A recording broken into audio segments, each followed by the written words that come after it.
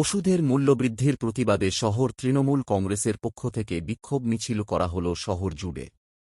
মিছিলে উপস্থিত ছিলেন উত্তর দিনাজপুর জেলা তৃণমূল কংগ্রেসের সভাপতি কানাইয়া লাল আগরওয়াল, উত্তর দিনাজপুর জেলা যুব তৃণমূল কংগ্রেসের সভাপতি কৌশিক কোন, টাউন কংগ্রেস সভাপতি গঙ্গেশ দে সরকার সহ অন্যান্যরা।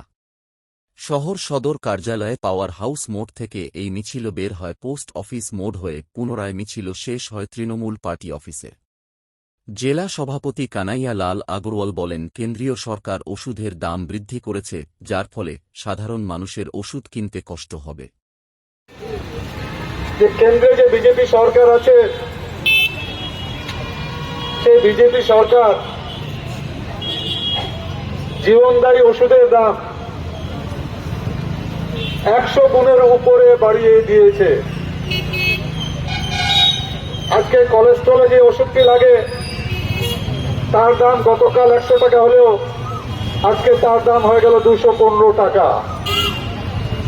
আজকে সুগারের ওষুধের দাম বেড়েছে, আজকে প্রেসারের ওষুধের দাম বেড়েছে। প্যারাসিটামল, যেটা একটু জ্বর হলেই আমরা খাই, সেই প্যারাসিটামলের দাম বেড়েছে। অ্যান্টিবায়োটিক যেগুলো আছে, অ্যান্টিবায়োটিকগুলোর দাম বেড়েছে। সব ওষুধের দাম বাড়িয়ে দিয়েছে। এই ওষুধের দাম বাড়াতে যারা আমাদের সাধারণ ভাই, গরিব ভাই যারা আছেন, মধ্যবিত্ত যারা আছেন, তারা ওষুধটা কিনবেন কোথা থেকে? ওষুধটা কিনতে হবে যার টাকার প্রয়োজন, সেই টাকা তো সংসার ছাড়া করতে পারছে না, তাহলে কি করে ওষুধগুলো কিনবে? শুধু তাই নয়, স্বাস্থ্য বীমা, যেটা আমরা অনেকে হেলথ ইন্স্যুরেন্স করে থাকি, যে কোনো সময় যদি আমার কোনো রোগ হয় বা আমার যদি কোনো গাড়ির অ্যাক্সিডেন্ট হয়, তাহলে আমার যদি স্বাস্থ্য বীমা করা থাকে, তাহলে সেখানে আমার চিকিৎসার সব খরচটাই কিন্তু স্বাস্থ্য বীমার মাধ্যমে, যারাই আমরা মেডিকেল ইন্স্যুরেন্স করি, সেখান থেকে সেই টাকাটা পাওয়া যায়। কিন্তু কেন্দ্রের সরকার, মোদীজির সরকার এই স্বাস্থ্য বীমার উপরেও জিএসটি লাগিয়ে দিয়েছে। বলছে স্বাস্থ্য বীমাটা আপনাদের স্বাস্থ্যের পরিষেবার মধ্যে পড়ে না, স্বাস্থ্য বীমাটা পড়ে একটা অর্থনৈতিক লেনদেন। মানে যদি আপনার অ্যাক্সিডেন্ট না হয়, তাহলে তো আপনার স্বাস্থ্য বীমাটা কোনো কাজে লাগবে না। এই কারণে স্বাস্থ্য বীমার উপরেও জিএসটি লাগিয়ে দিয়েছে। চিড়ের উপরে জিএসটি বেশি, হীরার উপরে জিএসটি কম। খাওয়ার বিস্কুটের উপরে জিএসটি বেশি, সোনার বিস্কুটের উপরে জিএসটি কম। মুড়ির উপরে জিএসটি, চূড়ার সব জিনিসের উপরে জিএসটি। পাশাপাশি আমাদের মুখ্যমন্ত্রী মাননীয় মমতা বন্দ্যোপাধ্যায় স্বাস্থ্য সাথীর কার্ড করেছে বিনা পয়সায় চিকিৎসার জন্য। স্বাস্থ্য সাথী কার্ড, সেই স্বাস্থ্য সাথী কার্ডে আপনারা 5 জনের চিকিৎসা বিনামূল্যে করাতে পারেন। আর সেই স্বাস্থ্য সাথী কার্ডের করটা করা হয়েছে মহিলাদের। মহিলারা যদি মনে করে ওই 5টা লোকের মধ্যে যদি নিজের মা বাবার নামটাও দিতে চায়, তাহলে তারাও সেই স্বাস্থ্য সাথী কার্ডে সেই নামটা দিতে পারে। মুখ্যমন্ত্রী মমতা বন্দ্যোপাধ্যায় 2011 ক্ষমতায়, তারপর থেকে কন্যাশ্রী, রূপশ্রী, স্বাস্থ্য সাথী, খাদ্য সাথী, কত প্রকল্প করেছেন। একমাত্র উদ্দেশ্য যে গরিব মানুষরা যেন খেয়ে পরে বাঁচতে পারে। পাশাপাশি কেন্দ্রের মোদী সরকার খালি জিএসটির মাধ্যমে মানুষের পকেট থেকে টাকা কিভাবে টেনে নেওয়া যায়, সেই মানসিকতা নিয়ে চলছে।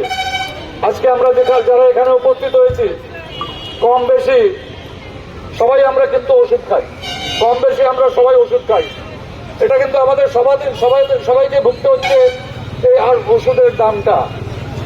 গতকাল পরশু একটা ওয়াকফ বিল, মানে কেন্দ্রীয় সরকার খালি ওই সাম্প্রদায়িক বিভাজন খালি করবে। মমতা বন্দ্যোপাধ্যায় যতগুলো প্রকল্প করেছে, সেটাতে কোনো জাত পাত, ধর্ম, বর্ণ, সরকার গাড়ির বডির উপরে লিখেছিল বেটি বাঁচাও বেটি পড়াও, কোনো লাভ হয়নি। খালি গাড়ির বডির উপরে লেখা আছে বেটি বাঁচাও বেটি পড়াও। তো আজকে আমরা এখান থেকে গোটা রাজ্যে আজকে কিন্তু এটা একটা প্রতিবাদ সভা হচ্ছে। হাইকোর্ট, সুপ্রিম কোর্ট একটা রায় দিয়েছে, 26,000 25,752 লোকের চাকরি বাতিল করেছে। মুখ্যমন্ত্রী আমাদের মাননীয় মমতা বন্দ্যোপাধ্যায় পরিষ্কার বলেছেন যে আমরা জুডিশিয়ারিকে সম্মান দিয়েও এই রায়টা মানতে পারছি না। 7 তারিখে নেতাজি ইন্দোরে একটা সভা আছে, সেই সভার মধ্যে থেকেই আগামী দিনে কি পদক্ষেপ হবে সেটা সেখানে নির্ধারিত হবে। তো আজকে আমরা যেহেতু আগামীকাল রামনবমী, আমরা রামনবমী নিয়েও কয়েকটা সভা করেছি। আমরা সবাই মিলে ইসলামপুরে যেটা ঐতিহ্য আছে, আমরা সবাই মিলে রামনবমী উৎসবে উদযাপিত করব। আমাদের এখানে আমরা সবাই ঈদ হলে আমরাও সবাই অংশগ্রহণ করি। আমি এলাকায় যে জলসা হলে আমরা সবাই হিন্দু মুসলমান সবাই ওখানে থাকে। অষ্টপ্রহর হলেও আমি নিজে দেখেছি, অষ্টপ্রহর হলেও হিন্দু মুসলমান সবাই ওখানে থাকে। তো ইসলামপুরে একটা ঐতিহ্য আছে, এখানে যদি কেউ মনে করে যে বাইরে থেকে এসে আমি কোনো গন্ডগোল করাবো, অসম্ভব, তা পারবে না।